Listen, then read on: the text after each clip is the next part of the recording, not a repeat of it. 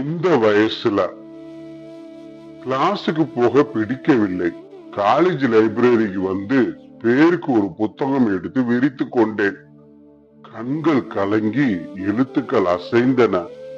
அம்மா, இதை நீ புரிந்து கொண்டது இவ்வளவுதானா?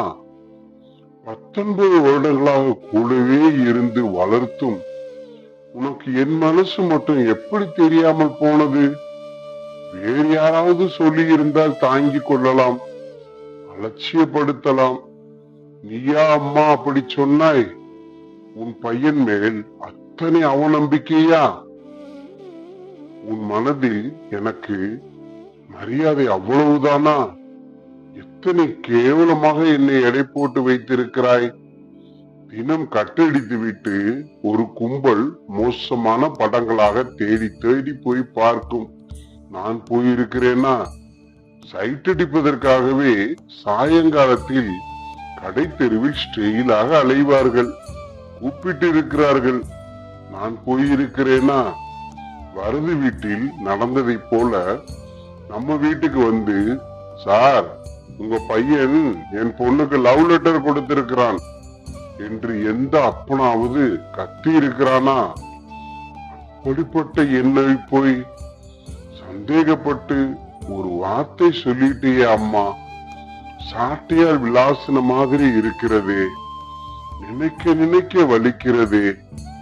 ராத்திரி தண்ணீர் குடிப்பதற்காக எழுந்து வந்தவன் அறைக்குள் நீயும் அப்பாவும் பேசுவதை கேட்டு நின்றிருக்க மாட்டேன். பேச்சில் என் பெயர் அடிபடாமல் இருந்திருந்தால், சிவா குழந்தைடி என்றார் அப்பா. வாஸ்தவம் தான், ஆனா வயசுன்னு ஒண்ணு இருக்குல்ல. பஞ்சையும் நெருப்பையும் தெரிஞ்சே பக்கத்துல வைக்கிறது சரியில்லைங்க என்றாள். பஞ்சு நெருப்பு என்ன சொல்கிறாய் என்றே புரியவில்லை. என்ன செய்யலாம்னு சொல்ற? சுமதியோட அப்பா தபால் போட்டு இருக்கான். சும்மா பார்த்துட்டு போறதுக்காக அடுத்த வாரம் வர்றானாம். வந்ததும் அவனோட அனுப்பி வச்சிட வேண்டியதுதான். இனிமே இவன் உங்க பொண்ணு சார் சொல்லி ஒப்படைச்சிட்டு போனான் மங்களம். அவன்கிட்ட என்னன்னு சொல்ற? அவன் ஒரு பேச்சுக்கு சொன்னா அதுக்காக அவளை காலம் பூரா வச்சிருக்க முடியுமா? 9 வயசுல கொண்டாந்து விட்டப்ப அப்படி சொன்னான். இப்ப வயசு 13 ஆச்சு. வயசுக்கு வந்து 1 மாசம் ஆச்சு. நல்ல வளர்த்தி வேற. நாளைக்கு ஒண்ணு கிடக்க ஒண்ணு நடந்துருச்சுன்னு வைங்க, அவன் எல்லாம் கிராமத்தாளு, மானஸ்தன், பெரிய விவகாரம் ஆயிடும். அப்ப நமக்கெல்லாம் மானம் இல்லைங்கிறியா? மலுப்பாம ஒரு முடிவுக்கு வாங்க. வயசுக்கு வந்துட்டாலே ஒழிய என்ன தெரியும் அவளுக்கு? உன்னை அம்மானு தான் கூப்பிடுறா, என்ன அப்பான்னு தான் கூப்பிடுறா, அவனை சிவானான்னு தான் கூப்பிடுறா. குடும்பத்துல ஒருத்தியா பழகிக்கிட்டு இருந்தா ஏன் நீ இப்படி விகல்பமாய் பார்க்கிற? ஐயோ, நான் சொல்றது உங்களுக்கு புரியவே மாட்டேங்குது. இன்னைக்கு விகல்பமா எதுவும் இல்ல, நாளைக்கு விகல்பமா எதுவும் நடந்துடக்கூடாதுங்கிறது தான் என் கவலை. அளவுக்கு மீறி கற்பனை பண்ணிக்கிட்டு கவலைப்படுறியோன்னு எனக்கு படுது. நீங்க எதுலயும் அலட்சியம், எல்லாமே மேம்போக்கு தான். உங்களுக்கு காலம் அப்படி இருக்குங்க. சின்ன ஜிரிசுங்க, அவங்க சும்மா இருந்தாலும் வயசு சும்மா இருக்க விடாது. சரி சரி, சுமதிய அனுப்பிச்சிடலாம். 2 செட்டு பாவடை தாவணி வாங்கி 2000 பணம் வச்சு கொடுத்து அனுப்பிடலாம். 2000 என்ன, 3000 வேணாலும் கொடுங்க. அதெல்லாம் நான் வேணாம்னு சொல்லவே இல்லை. சம்மதிச்சீங்களே, இப்பதான் எனக்கு நிம்மதியா இருக்கு என்று சொன்னாயே அம்மா. அந்த நிமிடத்திலிருந்து எனக்கு நிம்மதி போய்விட்டது. அப்பா என்னை புரிந்து வைத்துள்ள அளவுக்கு நீ என்னை புரிந்து வைத்துக் கொள்ளவில்லையே. சுமதி யார்? இத்தினூண்டு குட்டி. சிவானா சிவானா என்று பேசும்போது இன்னும் கூட மழலை இருக்கிறது. அவளை போய் நான் என்னால நினைத்து கூட பார்க்க முடியல. நீ எப்படி அம்மா நினைத்து பார்த்தாய்? இது ஒரு பெரிய அவமானம் எனக்கு. யோகியன் என்று ஊரிலும் உறவினரிடமும் நண்பர்களிடம் பெயர் வாங்கி என்ன பிரயோஜனம்? பெற்ற தாய், நீ என்னை சந்தேகப்பட்டு விட்டாயே. லைப்ரரி மூட போகிற நேரத்தில் புறப்பட்டு பஸ் ஸ்டாப் போகாமல் பக்கத்து பூங்கா போய் இருட்டி போன கருப்பு ஆகாயத்தை ரொம்ப நேரம் பார்த்து கொண்டிருந்து விட்டு மிக தாமதமாக வீட்டுக்கு திரும்பின போது மணி 8:30 9 ஆகிவிட்டது. என்னடா இவ்வளவு லேட்டு என்றார் டிவியில் இருந்து திரும்பிய அப்பா. ஆமாம், லேட் ஆயிடுச்சு என்று என் அறைக்கு வந்தேன். உடனே அம்மா உள்ளே வந்து, என்ன சிவா, என்ன பதில் இது? காலேஜை விட்டு எங்க போயிருந்த என்றாள்.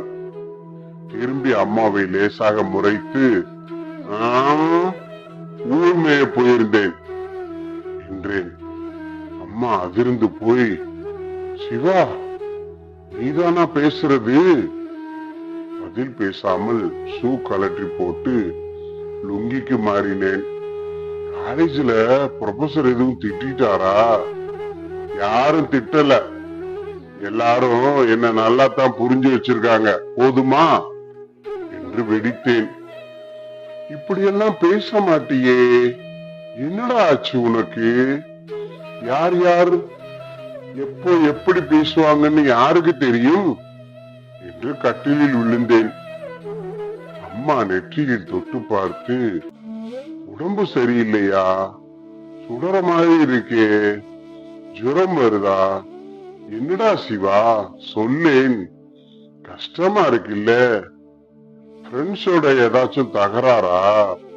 யாராச்சும் உன்னை தப்பா புரிஞ்சுக்கிட்டு கோச்சுட்டாளா? ஃப்ரெண்ட்ஸ் தப்பா புரிஞ்சுக்கிட்டா போயிட்டு போகுதுன்னு விட்டுடலாம். பின்ன யாரு உன்னை என்ன சொன்னாங்க? என்னால் அதற்கு மேல் அடக்கி வைக்க முடியாமல் பொங்கி விட்டேன்.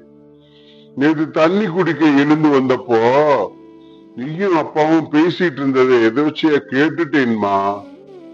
என்ன பேசணும்? என்ன கேட்ட நீ? அந்த சுமதிய நீ ஊருக்கு அனுப்பி வை, அனுப்பாம போ, எனக்கு கவலை இல்ல. ஆனா ஊருக்கு அனுப்புறதுக்கு காரணம்னு ஒண்ணு சொன்னீங்க, நொந்துட்டேம்மா. என்னமா என்ன புரிஞ்சுகிட்டு இருக்க நீ? எத்தனை கேவலமா நினைச்சிட்ட, ஊசி போயிட்டேம்மா. அம்மா ஆடி போய் நின்றாள். சொல்லுமா, எப்படிமா நீ என்ன மோசமா நினைக்கலாம்? என்னை பத்தி ஏதாச்சும் ஒரு சின்ன புகார் உண்டா? எதை வச்சு என்ன அப்படி எடை போட்ட? வளார்னு அற வாங்கின மாதிரி இருக்குமா?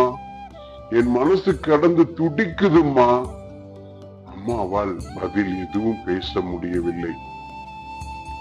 அரைவாசலில் நின்று அத்தனையும் கேட்டுக்கொண்டிருந்த அப்பா மெதுவாக உள்ளே வந்தார். மங்களம், உலகத்துல எங்கெங்கயோ யார் வீட்லயோ ஒரு தப்பு நடந்தா அந்த மோசமான விஷயத்தை முன்னுதாரணமா எடுத்து வச்சுக்கிறது ரொம்ப தப்பு. புருஷன் பொண்டாட்டிக்குள்ள சண்டை வந்து சில பேர் டைவர்ஸ் வரைக்கும் போயிடுறாங்க.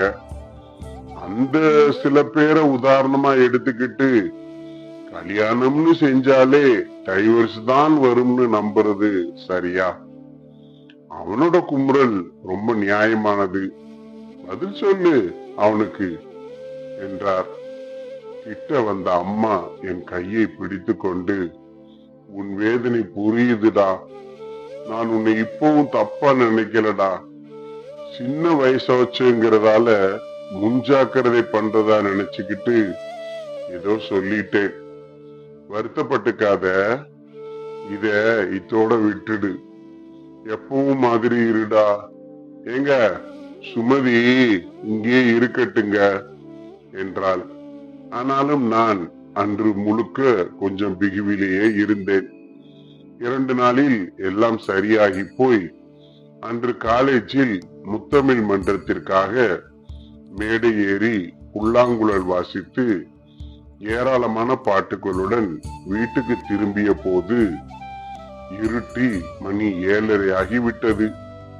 கதவு திறந்த சுமதியின் முகத்தில் சோகம் பார்த்து, என்ன என்ன ஒரு மாதிரியா இருக்க என்றேன். விழுப்புரம் மாமா இல்ல, அவருக்கு ஆக்சிடென்ட் ஆயிடுச்சாம், தந்தி வந்துச்சு சிவாண்ணா. அம்மாவும் அப்பாவும் உடனே புறப்பட்டு போனாங்க. அடப்பாவமே, 30 வயசுதான் ஆகுது அவருக்கு. பெரிய அளவுல காயமாமா? அதெல்லாம் தெரியல. அப்பா என்ன சொல்லிட்டு போனார்? நானும் இப்ப புறப்பட்டு போகணுமா? வேணாம்னு சொல்லிட்டாரு. காலையில வந்துருவோம்னு சொன்னாரு. சரி, முகம் கழுவிட்டு வர்றேன், தட்டெடுத்து வை, செம பசி. முகம் கழுவி உடை மாற்றி வந்து திவ்யமாக சாப்பிட்டேன். சுமதியும் சாப்பிட்டு எல்லாவற்றையும் எடுத்து வைத்து விட்டு வந்து, சொல்லவே இல்லையே, இன்னைக்கு காலேஜ்ல புல்லாங்குழல் வாசிக்க போறதா சொன்னீங்களே, வாசிச்சீங்களா சிவாண்ணா என்றாள். அட்டகாசம் பண்ணிட்டேன் சுமதி. என்ன கைத்தட்டல் தெரியுமா? ஆயர்பாடி மாளிகையில் தாய்மடியில் கன்றினை போல் மாயக்கண்ணன் தூங்குகின்றான் தாளேலோன்னு உருக்கோ உருக்குன்னு உருக்கிட்டேன். எங்கே எங்கே எனக்காக ஒரு தடவை வாசிச்சு காட்டுங்களேன் சிவாண்ணா. நான் புல்லாங்குழல் எடுத்து வந்து தரையில் சப்பனங்கால் போட்டு அமர்ந்து காலேஜில் வாசித்த மாதிரியே வாசித்தேன். ஐயோ, ரொம்ப நல்லா வாசிக்கிறீங்கண்ணா, நான் வாசிச்சு பார்க்கட்டுமா? பாரேன். அவள் புல்லாங்குழலை தப்பாக பிடித்து அடுப்பு ஊதுவது போல் என்று ஊதியது சிரிப்பை வரவழைத்தது. மண்டு, அப்படி இல்ல, கத்துக்கணும்னு ஆசையா இருந்தா சொல்லு, கத்துத்தாரேன். ஆசையாத்தான் இருக்கு. இப்படி வந்து உட்காரு.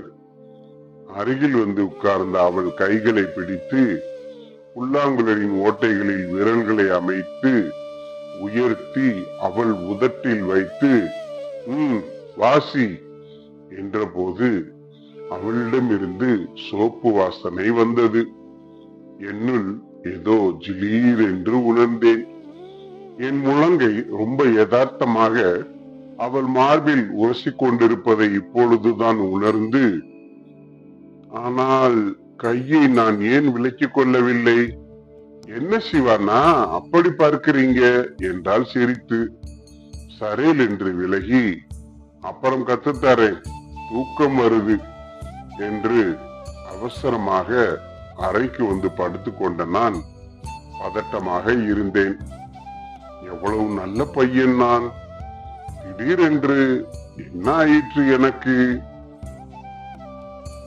இந்த வயசுல இப்படிலாம் நடக்குமா? தெரிஞ்சவங்க எனக்கு சொல்லுங்களே. தொடர்ந்து இது போன்ற கதைகளை கேட்பதற்கு நம் தமிழ் நம்பர் 1 ஸ்டோரிஸ் சேனலை சப்ஸ்கிரைப் செய்ய மறக்காதீர்கள் நண்பர்களே. வணக்கம்.